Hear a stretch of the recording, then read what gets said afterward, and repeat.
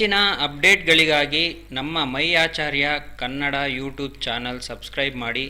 ಅದೇ ರೀತಿ ಪಕ್ಕದಲ್ಲಿರುವ ಬೆಲ್ ಐಕಾನ್ ಆಕ್ಟಿವೇಟ್ ಮಾಡಿಕೊಳ್ಳಿ. ಶ್ರೀ ಗುರುಭ್ಯೋ ನಮಃ. ಗುರುಬ್ರಹ್ಮ ಗುರುರ್ವಿಷ್ಣು ಗುರುದೇವೋ ಮಹೇಶ್ವರ ಗುರು ಸಾಕ್ಷಾತ್ ಪರಬ್ರಹ್ಮ ತಸ್ಮೈ ಶ್ರೀ ಗುರವೇ ನಮಃ. ಅಜ್ಞಾನತಿಮಿರಾಂಧಸ್ಯ ಜ್ಞಾನಾಂಜನಶಲಾಕಯ ಚಕ್ಷುರುನ್ಮೀಲಿತಂ ಯೇನ ತಸ್ಮೈ ಶ್ರೀ ಗುರವೇ ನಮಃ. ಸಮಸ್ತ ಜನತೆಗೆ ನಿಮ್ಮ ಆಚಾರ್ಯ ಶ್ರೀ ಗುರು ಪ್ರಕಾಶ್ ಗುರೂಜಿ ಮಾಡುವ ನಮಸ್ಕಾರಗಳು.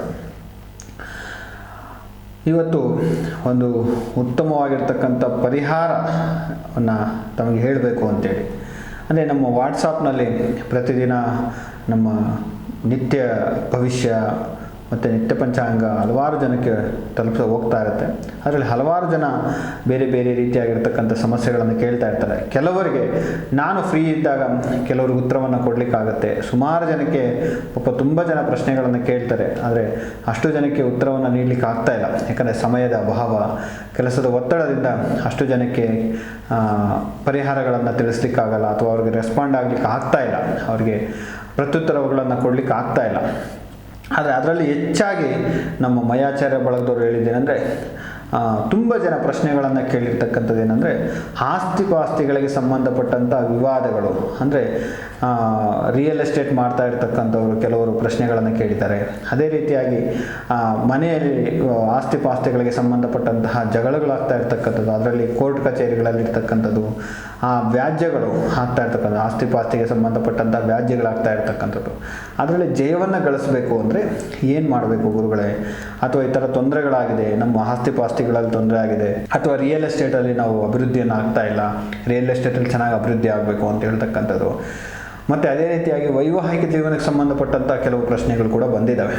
ಇನ್ನು ಒಂದು ಸಾಲ ಬಾಧೆ ಹೆಚ್ಚಾಗಿದೆ ಗುರುಗಳೇ, ಏನು ಮಾಡಬೇಕು ಅಂತ ಕೇಳಿರ್ತಕ್ಕಂಥದ್ದು. ಇವೆಲ್ಲದಕ್ಕೂ ಸೇರಿ ಒಂದು ಉತ್ತಮವಾಗಿರ್ತಕ್ಕಂಥ ಪರಿಹಾರವನ್ನು ತಮಗೆ ಸೂಚಿಸಬೇಕು ಅಂತೇಳಿ.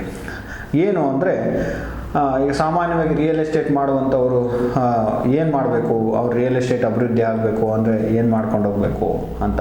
ಇನ್ನೊಂದು, ಈ ಕೋರ್ಟ್ ಕಚೇರಿಗಳಲ್ಲಿ ಅವರ ಆಸ್ತಿಪಾಸ್ತಿಗಳ ವ್ಯಾಜ್ಯಗಳಿರುತ್ತೆ, ಅದಕ್ಕೆ ಏನು ಪರಿಹಾರ ಅಂದರೆ, ಒಂದು ಅತ್ಯಂತ ಉತ್ತಮವಾಗಿರ್ತಕ್ಕಂಥ ಒಂದು ಪರಿಹಾರ ಏನು ಅಂದರೆ, ಒಂದು ಕೋರಲ್ ಗಣೇಶ, ಅಂದರೆ ಹವಳದ ಗಣೇಶ ಅಂತ ಬರುತ್ತೆ. ಹವಳದಿಂದ ಮಾಡಿದಂತಹ ಗಣೇಶ ಬರುತ್ತೆ. ಸುಮಾರು 1.5 ಇಂಚು ಅಥವಾ 1/4 ಇಂಚಿನಷ್ಟು ಹೈಟಲ್ಲಿರುತ್ತೆ ಹವಳದ ಗಣೇಶ. ಹವಳ ಅಂದರೆ ನಾನು ಕತ್ತಲೆ ಧಾರಣೆಯನ್ನು ಮಾಡಿದ್ದೀನಲ್ಲ, ಇದೇ ರೀತಿಯಾಗಿರ್ತಕ್ಕಂಥ ಕೆಂಪು ಹವಳದ ಗಣೇಶನನ್ನು ಇಟ್ಟು ಪೂಜೆ ಮಾಡೋದ್ರಿಂದ, ಅಂದರೆ ಇಲ್ಲಿ ಪೂಜೆ ಮಾಡುವಂತಹ ವಿಧಾನ ಬೇರೆ ಬೇರೆಯೇ ಇರುತ್ತೆ. ಈಗ ರಿಯಲ್ ಎಸ್ಟೇಟ್ ಅವ್ರು ಮಾಡೋದು ಬೇರೆ ಥರನೇ ಇರುತ್ತೆ, ಅಥವಾ ವಿವಾಹ ನಿಧಾನ ಆಗ್ತಾ ಇರ್ತಕ್ಕಂಥವ್ರು ಮಾಡೋ ವಿಧಾನ ಬೇರೆ ಇರುತ್ತೆ, ಅಥವಾ ಆಸ್ತಿಪಾಸ್ತಿಗಳು ವ್ಯಾಜ್ಯದಲ್ಲಿದ್ದಾಗ, ಅಂದರೆ ಕೋರ್ಟು ವ್ಯಾಜ್ಯಗಳಲ್ಲಿದ್ದಾಗ, ಅಥವಾ ಅದರಲ್ಲಿ ಏನಾದರೂ ತೊಂದರೆಗಳಿದ್ದಾಗ ಅವರು ಮಾಡುವಂತಹ ವಿಧಾನವೇ ಬೇರೆ ಇರುತ್ತೆ, ಅಥವಾ ಸಾಲದ ಬಾಧೆಯಲ್ಲಿರ್ತಕ್ಕಂಥವರು ಅದನ್ನು ಅವರು ಮಾಡುವಂತಹ ವಿಧಾನವೇ ಬೇರೆ ಇರುತ್ತೆ. ಈಗ ಹೇಗೆ ಅಂದರೆ, ಇದಕ್ಕೊಂದು ಸಣ್ಣ ಒಂದು ಎಕ್ಸಾಂಪಲ್ ಕೊಡ್ತೇನೆ. ಕೋರಲ್ ಗಣೇಶ ಅಂತ ನೀವು ಸಿಗುತ್ತೆ, ತರಿಸ್ಕೊಂಡು ಏನು ಮಾಡಿ ಅಂದರೆ, ಸಾಲ ಬಾಧೆ ಇರ್ತಕ್ಕಂಥವ್ರು ಋಣ ವಿಮೋಚಕ ಮಂಗಳ ಸ್ತೋತ್ರ ಅಂತ ಬರುತ್ತೆ.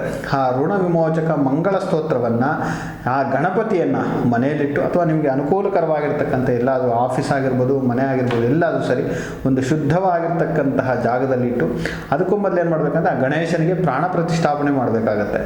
ಯಾವುದೇ ಒಂದು ವಿಗ್ರಹ ಆಗಿರ್ಬೋದು, ಆ ವಿಗ್ರಹವನ್ನು ಸುಮ್ಮನೆ ತಂದು, ಏನೋ ಅಂಗಡಿಯಲ್ಲಿ ಸಿಗುತ್ತೆ ತಂದು ಸುಮ್ಮನೆ ಮನೇಲಿ ಇಟ್ಕೊಂಡ್ರೆ ಅದು ಉಪಯೋಗ ಬರೋದಿಲ್ಲ, ಅದರಿಂದ ಯಾವುದೇ ರೀತಿಯಾಗಿರ್ತಕ್ಕಂಥ ಫಲ ಸಿಗೋದಿಲ್ಲ. ಅದಕ್ಕೆ ಮೊದಲು ಪ್ರಾಣ ಪ್ರತಿಷ್ಠಾಪನೆ ಅಂತ ಆಗಬೇಕಾಗತ್ತೆ.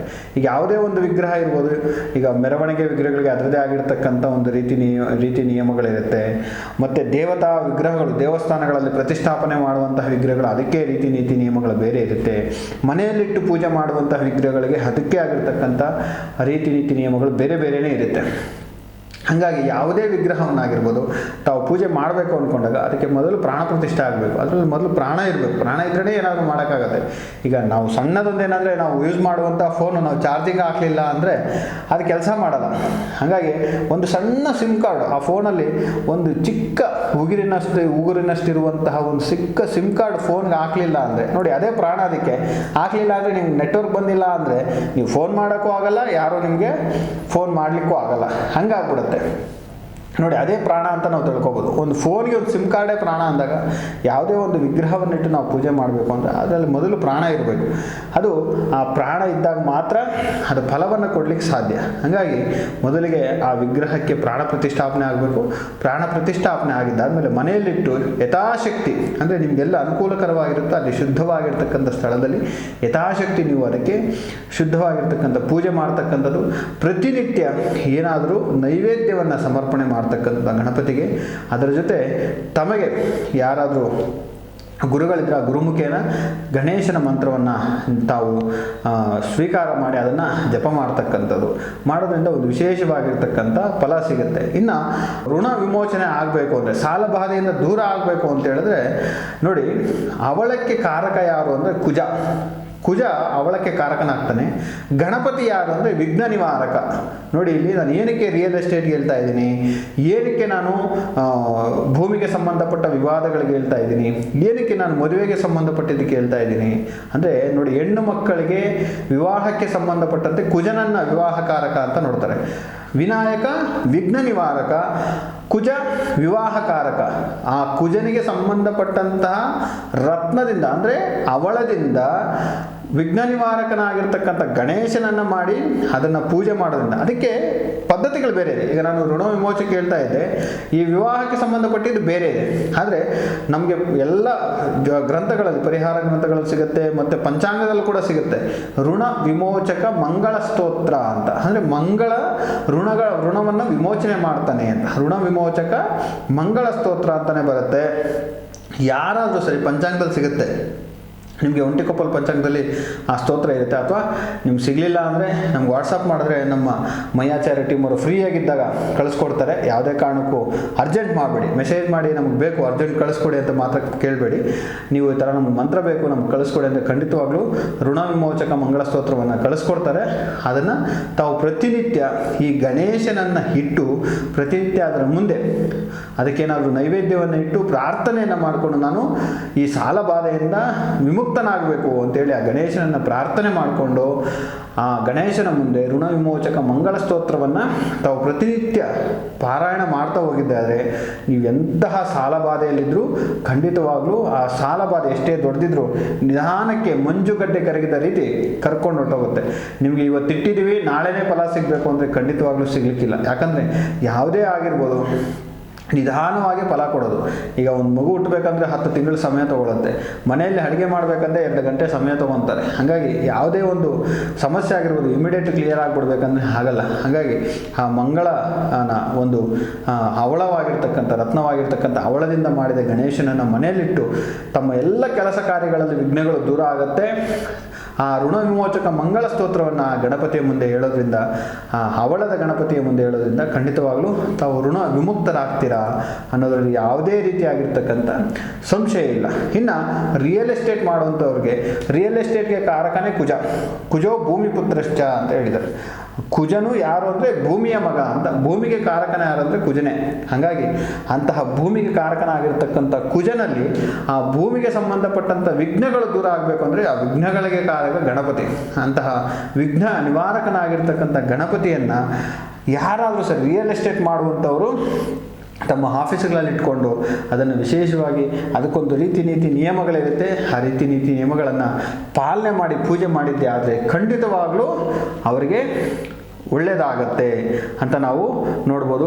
ಅದೇ ರೀತಿ ಭೂಮಿಗೆ ಸಂಬಂಧಪಟ್ಟಂತಹ ಯಾವುದೇ ಸಮಸ್ಯೆಗಳಿದ್ರು ವ್ಯಾಜ್ಯಗಳಿದ್ರು ಅವರು ಸಹ, ವ್ಯಾಜ್ಯಗಳು ಅಂದರೆ ವಿಘ್ನಗಳು ಅಂತಲೇ ಅರ್ಥ ಅಲ್ಲಿ. ಹಾಗಾಗಿ ಅವರು ಸಹ ಈ ವ್ಯಾಜ್ಯಗಳಿಗೆ ಕಾರಕ ಕುಜನೇ.